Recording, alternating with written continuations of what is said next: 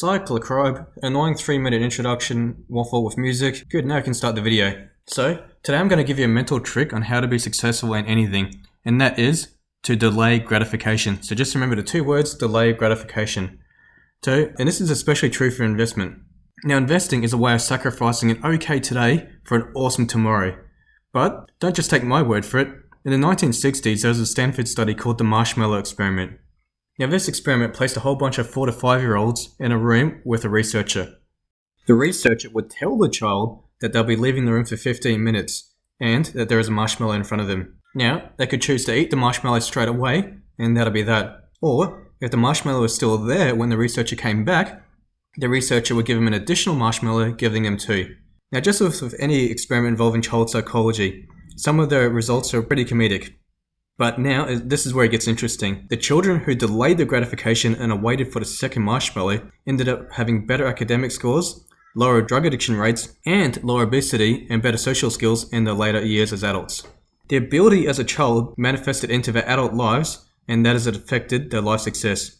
But if you're now worried that this is genetic rather than attitude, I'll point out that you can't always manage what you measure. Whenever you're tempted to waste money on a silly gizmo gadget, just say to yourself, delayed gratification. If you'd rather sleep in than go to the gym, say delayed gratification. If you'd rather watch Family Guy than do an extra half hour of study, just remember the words delayed gratification. We can manage what we measure, so say to yourself delayed gratification. Every small effort counts towards overall success. Now, when chatting to acquaintances about my financial dreams, I often hear counter arguments that we could be hit by a bus tomorrow and that we still need to enjoy our youth whilst we still have it. When debating this argument, the right answer is not so black and white, and it is in the middle of the 2 extremist lifestyles between spending all your money or saving all of your money. It is a tricky balance to find, but here is a trick to help you where that balance should be for your personal life. Now, think about a car or a holiday that you forked out a bunch of cash for either 5, 10 or 20 years ago. Now, work out how much of that expenditure would have been today if you put it into an investment which was growing at 10% growth per year. Also, add on any interest to any loan. And now ask yourself, with that figure, would you rather have the memories or would you rather have that money sitting in your account?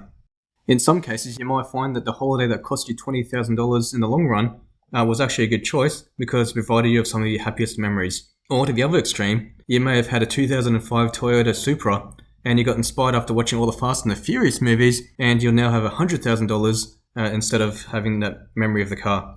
The reality is, for most people, it is not so black and white, and I believe this is a good exercise to sort of help you weigh up future purchases. For me personally, I spent $10,000 on a trip through South Korea, China, Mongolia, Russia, and the United Arab Emirates. If I invested that money, that'll be $23,000 today, but I'm still glad that I went there just for the experience. As a negative personal example, I spent $7,000 on improvements to my ute. Today, that'll be $16,000, and I do regret spending that money. Another quote I remind myself of when I'm tempted to be lazy is to choose my hard. Either way, life is hard and there is no avoiding it. But we can choose how our life is hard. If you can stay on top of your health and your fitness by going to the gym and only eating healthy foods, you're making your life harder by missing out on the tastier foods and missing out on more downtime. But by doing the hard early life, you can live longer and happier.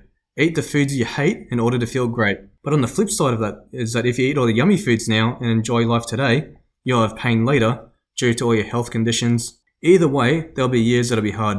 Furthermore, enjoying your youth may not to be such an expensive endeavor. Depending on your social circle, you can still have a lot of fun without spending too much money. Anyway, to conclude this video, just remember the 2 sayings.